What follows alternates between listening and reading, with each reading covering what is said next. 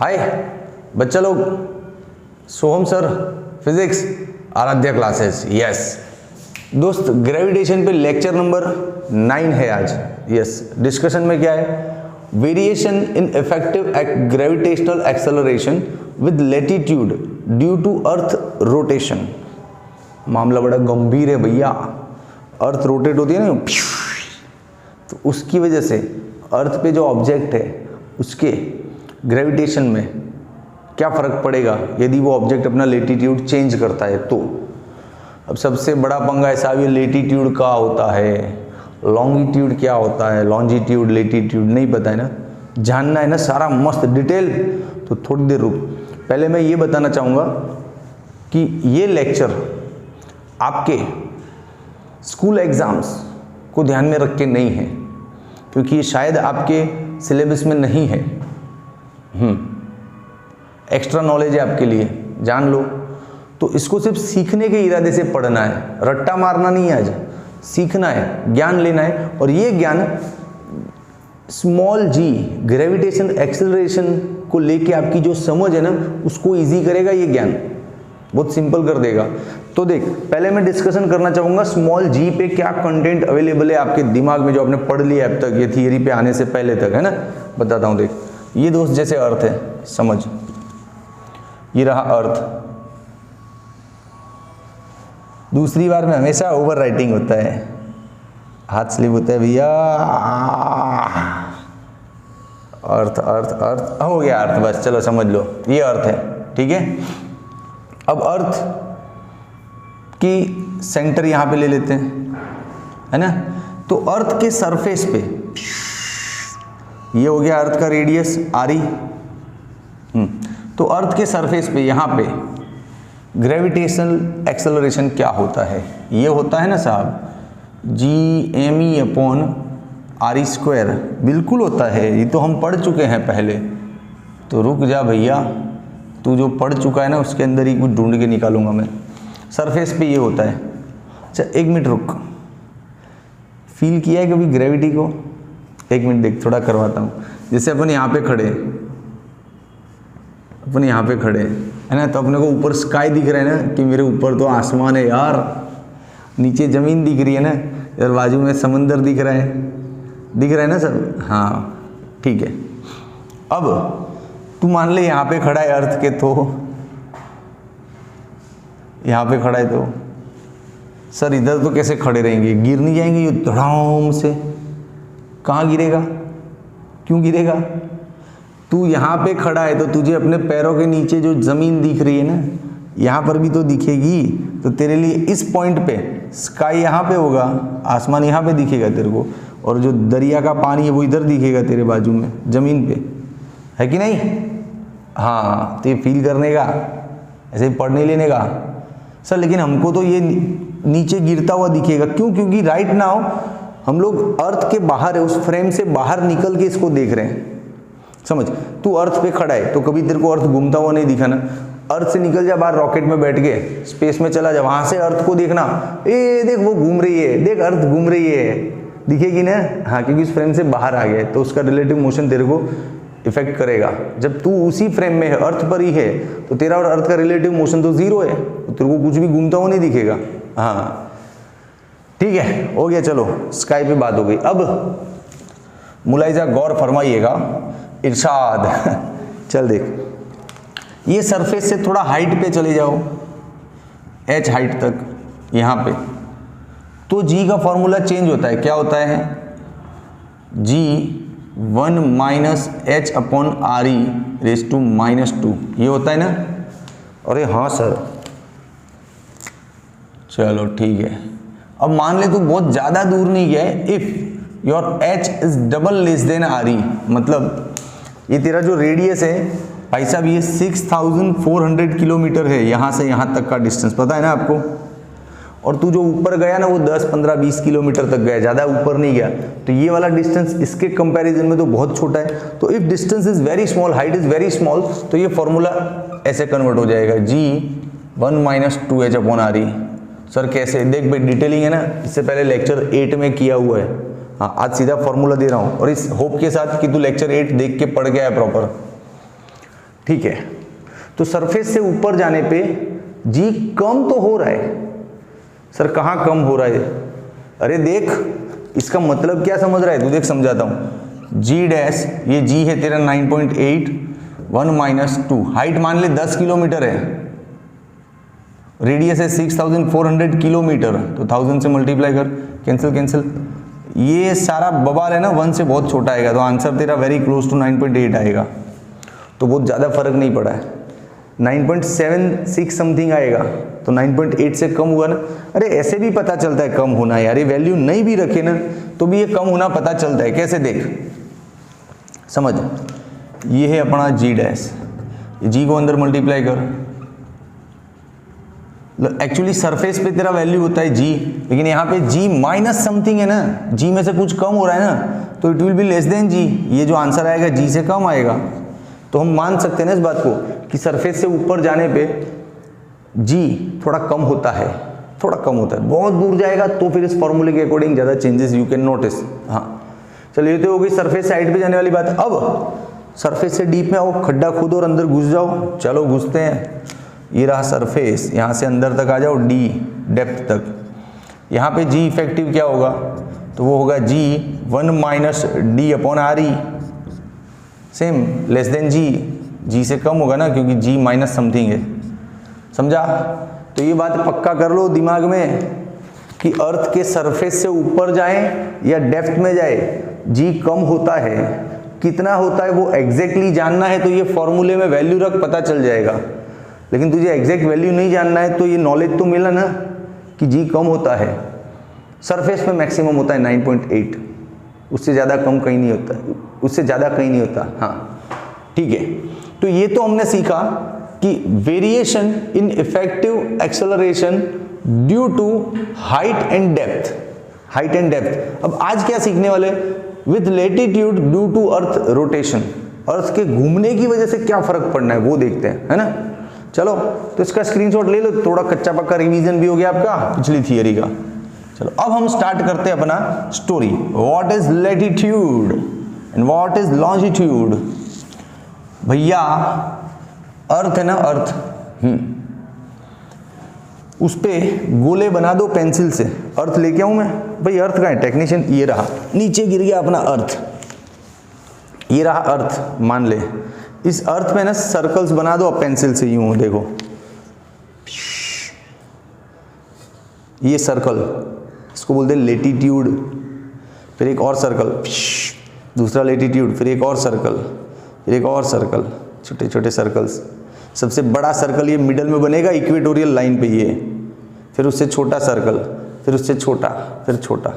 समझे कि नहीं भाई, ऐसे सर्कल बनाना है अर्थ पे, यूं, ये हो गया इसका लेटीट्यूड। फिर एक और सर्कल ऊपर बनेगा थोड़ा, तो वो छोटा होगा थोड़ा, फिर थोड़ा और छोटा, फिर थोड़ा और छोटा, फिर थोड़ा और छोटा।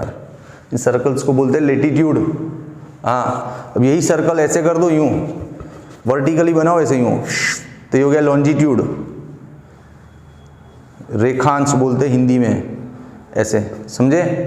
हाँ, तो अब ये लोग बोल रहे हैं कि लेटीट्यूड में चेंज की वजह से इफेक्टिव ग्रेविटेशन पे क्या फर्क पड़ना है। तो लेटीट्यूड में भी चेंज होता है, बिल्कुल होता है।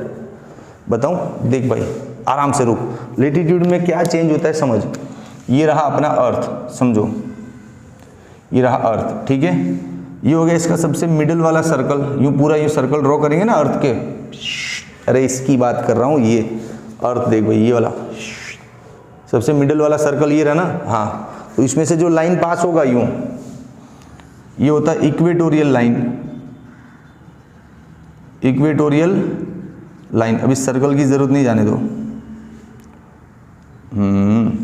अब सपोज ये अर्थ का सेंटर है, समझना लेटीट्यूड चेंज कैसे होता है वो समझा रहा हूं, भी मैं उधर ही रुका हुआ हूं। सपोज कोई ऑब्जेक्ट तेरा इधर है, तो ऑब्जेक्ट अर्थ के सरफेस पे कोई प्लेस है या कोई ऑब्जेक्ट है, हाँ, उसको और सेंटर को कनेक्ट करने वाला एक लाइन बना, a line joining any place on the surface of earth and centre of earth that makes an angle. ये वाला एंगल बनाती है इधर इक्वेटोरियल के साथ, इसको बोलते हैं लेटीट्यूड एंगल, ठीक है। अब मान ले यहाँ पे तेरा दिल्ली है, यहाँ पे तेरा बॉम्बे है, तू थोड़ा ऊपर चला गया, पूरा देश ही चेंज हो जाता है, इतना डिस्टेंस है। लेकिन तेरे समझने के लिए दिल्ली बॉम्बे बोल रहा हूँ, यहाँ पे दिल्ली है, यहाँ पे बॉम्बे, तो इधर चला गया तो ये एंगल अब तो और बड़ा हो गया, तो लिम्बडा और तो लेटीट्यूड एंगल और बड़ा हो गया ना। तू इधर चला गया तो एंगल सॉरी इतना बड़ा हो गया, है ना। तो जैसे जैसे तेरा लेटीट्यूड बदलेगा, ये वाला लेटीट्यूड का सर्कल ऐसे होगा, इसका सर्कल ऐसे होगा, इसका सर्कल ऐसे होगा ना। हाँ, तो जैसे जैसे तेरा लेटीट्यूड चेंज होगा वैसे ये एंगल भी चेंज होगा। एंगल चेंज होगा तो उसकी वजह से ग्रेविटेशनल एक्सेलरेशन इफेक्टिव पे क्या फर्क पड़ना है, that is my question for today. अब जाके क्वेश्चन पकड़ में आया है, कब से तो हम टाइम पास कर रहे थे, है ना। क्वेश्चन आया ना पकड़ में, चलो ठीक है, तब उसको सॉल्व करते हैं।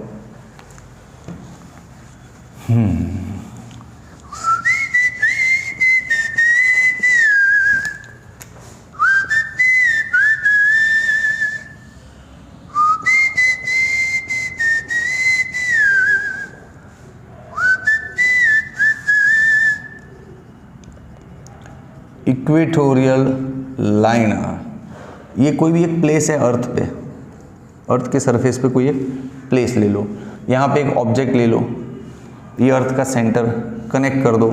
अच्छा, ये तो रेडियस जितना होता है ना अर्थ का, हाँ यार अर्थ के रेडियस जितना भी तो होता है, बिल्कुल ठीक है, ये सेंटर। अब यहाँ पे मान लो आपका ऑब्जेक्ट है, इसको आप लेम्बडा बोलोगे ना, लेटीट्यूड एंगल ये रहा लेम्बडा, ठीक है। अब इस चित्र के अंदर क्या क्या गणित छुपा हुआ है, क्या क्या फोर्सेस छुपे हुए, वो ढूंढने हैं, ऑब्जर्वेशन, बारीक कल्पनाएं करनी है। चल, जब हम अर्थ के सरफेस पे खड़े हैं, ये कोई ऑब्जेक्ट है, उस पे कौन कौन सा फोर्स लग रहा है। सबसे पहले तो अर्थ का ग्रेविटी जो अपनी तरफ खींचता है, आजा आजा, हाँ उसी ने हम सबको पकड़ के रखा है। तो अर्थ के सेंटर की तरफ होता है हमेशा आपका mg। तो आपको इसमें भी कंफ्यूजन हो सकते हैं, बताओ एक मिनट। जैसे ये टेबल पे एक ब्लॉक रखा है, ये स्लोप पे एक ब्लॉक रखा है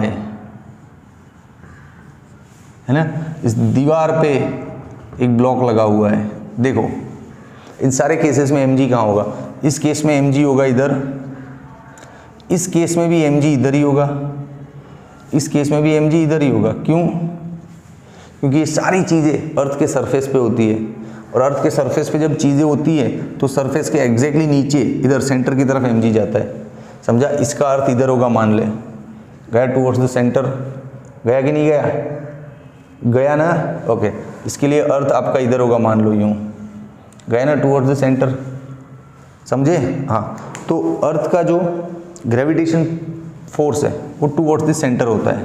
अब बड़े बच्चे हो गए रे, ऐसी छोटी छोटी बातें क्या करनी। हाँ चलो आ जाओ। और कोई फोर्स है, बिल्कुल है। ये टेबल पे देख ऑब्जेक्ट रखा है ऐसे, तो डाउनवर्ड mg, तो अपवर्ड क्या होगा, normal force, due to contact of surface it will feel normal force. तो इस पे भी नॉर्मल फोर्स होगा, exactly opposite to the surface, ये रहा देख नॉर्मल परपेंडिकुलर, हाँ नॉर्मल फोर्स, ठीक है बबुआ। और कोई फोर्स है तो वीडियो को पॉज कर, अंदर जाके सोच दिमाग की गहराइयों में, कि अभी तक इतने 6-7 चैप्टर पढ़ चुके हो फिजिक्स में, तो कुछ ना कुछ फोर्स सीखा होगा, कहीं बताया होगा आपके टीचर ने कि ऑब्जेक्ट जब सर्कुलर घूमता है ना तो सेंट्रीफ्यूगल फोर्स होता है जो उसको सेंटर से दूर फेंकने की कोशिश करता है।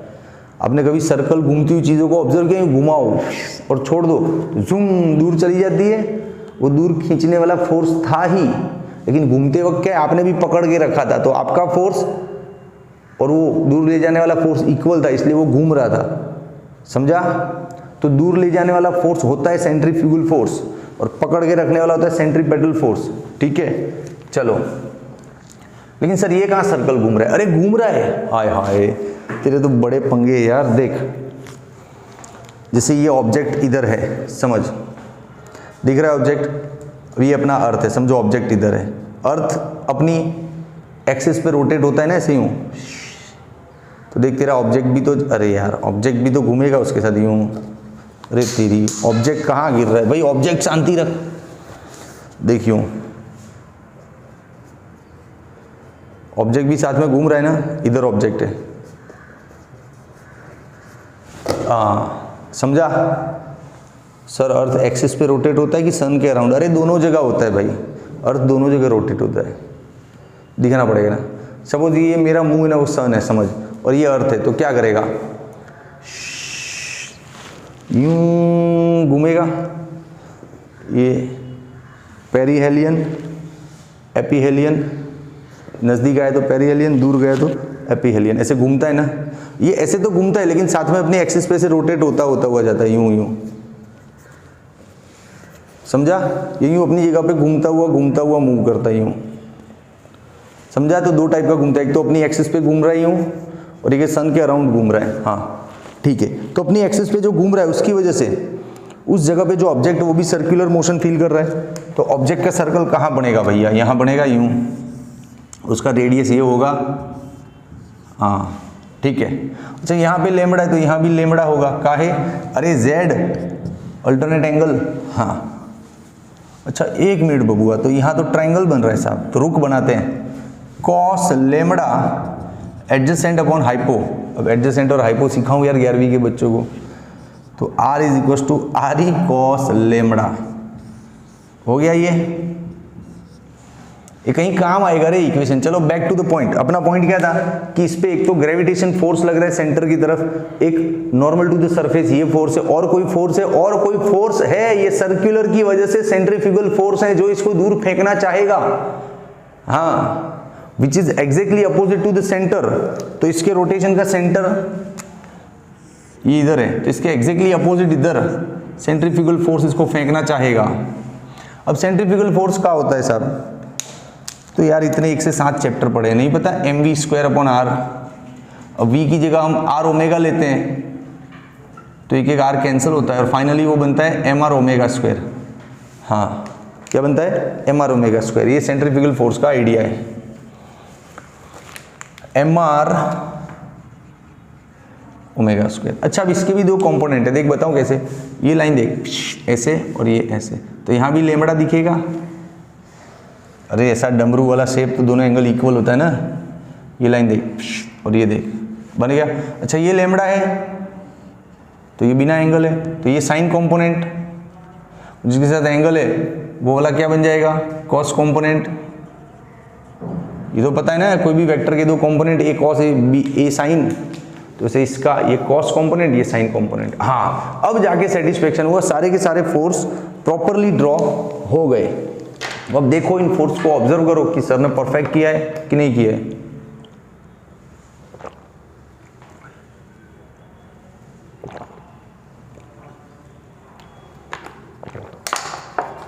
आ रहा है ना मजा, रुक दोस्त चला आजा।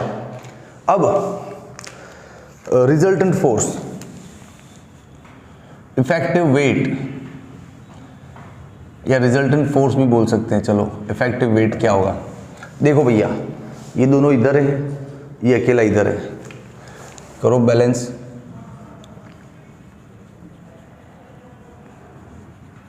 ठीक है, अब इसको उठा के उधर डाल दो,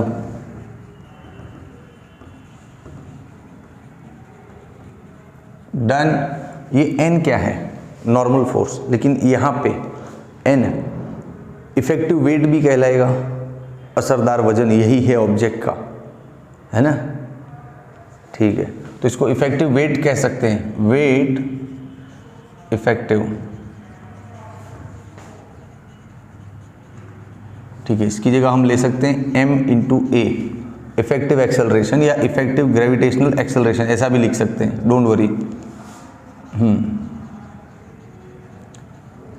ठीक है, m कैंसिल, तो g इफेक्टिव क्या आया भैया, g इफेक्टिव आया g minus R omega cos lambda. लेकिन यहाँ पे एक पंगा है दोस्त, ये r को हम रिप्लेस कर सकते थे, ये दिखाए ना यहाँ पे आर ई कॉस लेमड़ा से, तो r की जगह रख दो आर ई कॉस लेमड़ा, और एक cos lambda already is there, so square, done. तो फाइनली g इफेक्टिव का फॉर्मूला आ गया, due to rotation of earth with change in latitude. Yes sir, इसमें लेटीट्यूड का क्या काम आया, आया ना, ये लेमड़ा इज देयर ना, है कि नहीं। तो जैसे ऑब्जेक्ट का प्लेस बदलेगा, ऑब्जेक्ट यहाँ से इधर इधर इधर, तो ये लेमड़ा बदलता जाएगा, लेमड़ा बदलेगा तो ये आंसर बदलता जाएगा तेरा, हुआ ना, एकदम परफेक्ट। चल दोस्त, अब इसमें एक दो एडिशनल क्वेश्चन ऐसे ही करवाता हूँ, देख। रुक, मान ले तेरा ऑब्जेक्ट इक्वेटोरियल लाइन पे है,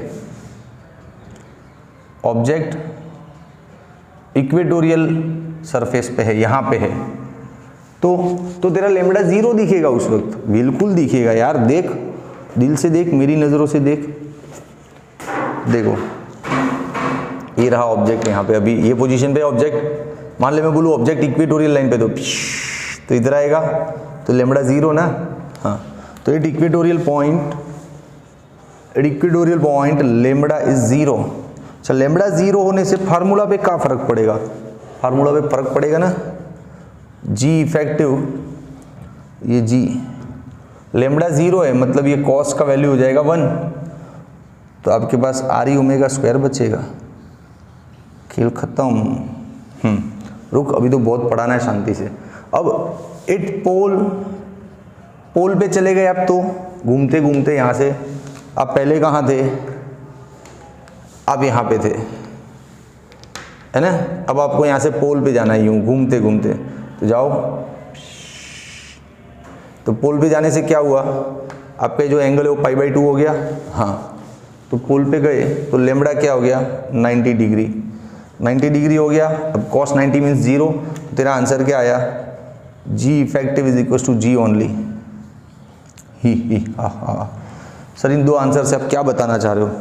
बहुत कुछ बताना चाह रहा हूँ। अर्थ के सरफेस पे तो यहाँ से यहाँ कहीं भी घूम भैया, जी पे ज़्यादा फर्क नहीं पड़ना है, वो 9.8 के आसपास ही रहना है, 9.76, 9.78 ऐसा रहना है। तो सर फिर ये फॉर्मूला, रुक, फॉर्मूले में वैल्यू रख के बताता हूँ, मजाक नहीं कर रहा हूँ। इस फॉर्मूले में वैल्यू रख के देखते हैं कि कोई ज़्यादा फर्क नहीं पड़ा। ये सिर्फ ये चीज़ों की बारीकी को समझने के लिए थियरी अच्छा है, लेकिन ग्रेविटेशन जो 9.8 है उसमें फर्क नहीं पड़ा है ज़्यादा। क्यों नहीं पड़ा है? वैल्यू रख के देख ले। ये R E means 6400 kilometre. Omega क्या होता है? ओमेगा मतलब अर्थ का रोटेशनल स्पीड, है ना। तो अर्थ का रोटेशनल स्पीड क्या लेते हैं हम? 2π/t। अरे यार, ओमेगा का फॉर्मूला क्या है? थीटा अपॉन टाइम ना। हाँ, अब टाइम, जैसे अर्थ को एक रोटेशन पूरा करने में कितना टाइम लगा? 24 घंटा। हाँ, 24 आवर्स इंटू 3600 सेकेंड्स। और एंगल कितना बनता है? 2π, है कि नहीं। तो इसको देख, 2π अपॉन ये हो जाएगा 86,400 रेडियन पर सेकेंड। लगा दे इधर वैल्यू, 2π अपॉन 86,400 स्क्वायर। ये सारा मामला है ना तेरा, बहुत ज़्यादा पॉइंट में आना है और आंसर बहुत ज़्यादा क्लोज रहना है 9.78 समथिंग के। तो कहाँ ज़्यादा फर्क पड़ा? वैल्यू भी रख के दे दिया तेरे को, दिया कि नहीं? अब इसको एक बार अच्छे से ऑब्जर्व कर। एक 2 मिनट का और प्रेजेंटेशन दिमाग में आ रहा है, कुछ ना कुछ आ रहा है। चल कुछ बताता हूँ नया करके। पहले इसका स्क्रीनशॉट ले लो। हो गया आपका स्क्रीनशॉट? ये फॉर्मूला याद रख भाई, अभी काम आना है।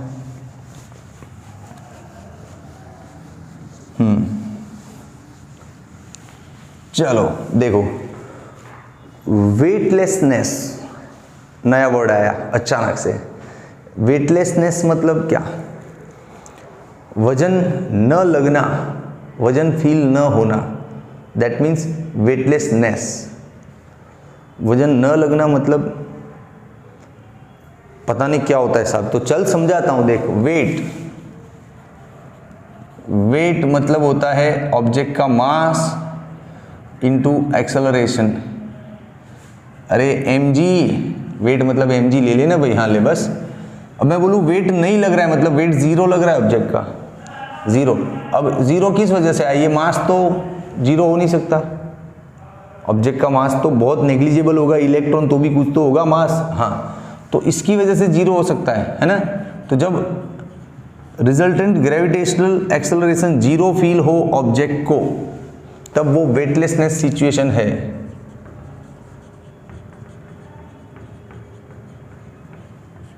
हाँ, ये सिचुएशन है, समझा।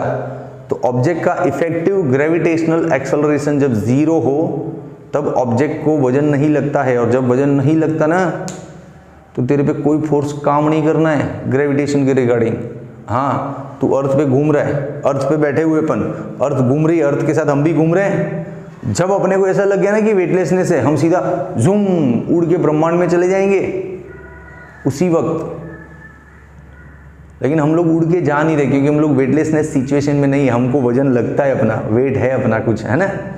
चल टेक्निकली समझाता हूँ मैं क्या बोलना चाहता हूँ। देख, इन दोनों का प्लस लिया था अपन ने, n plus mr omega square cos lambda is equal to mg। थोड़ा स्पीड लेंगे क्योंकि अभी थोड़ी देर पहले पढ़ चुके हैं। ये जो r है इसको रिप्लेस कर दो आर ई कॉस ओमेगा से, कॉस लेमड़ा रे वही ओमेगा आ जाता है मुझे,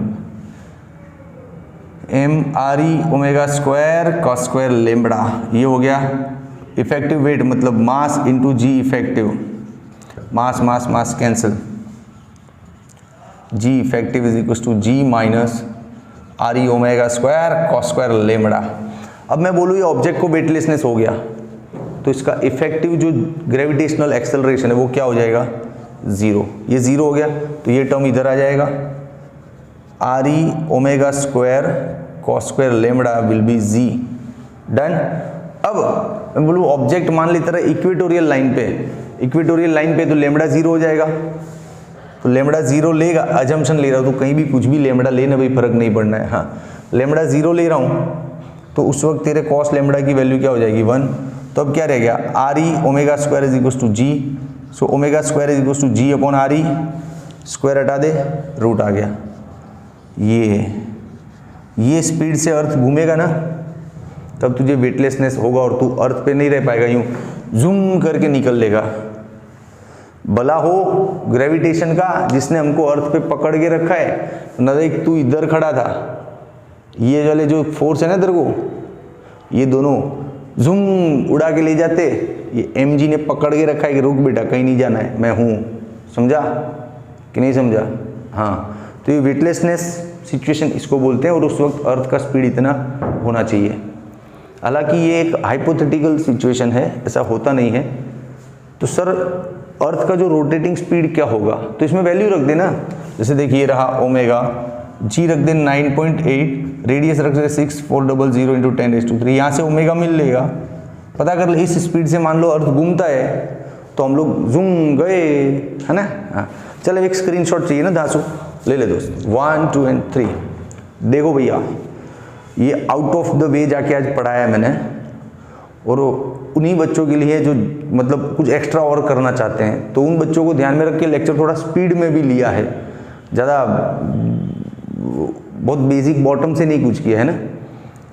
तो आप लोगों को पसंद आया हो स्टार बच्चों को तो कमेंट डालो, लिखो कि sir it is the right way to teach stars and champions.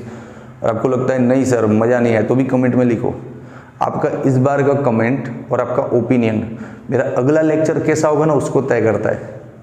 हाँ ठीक है, चल दोस्त बाय।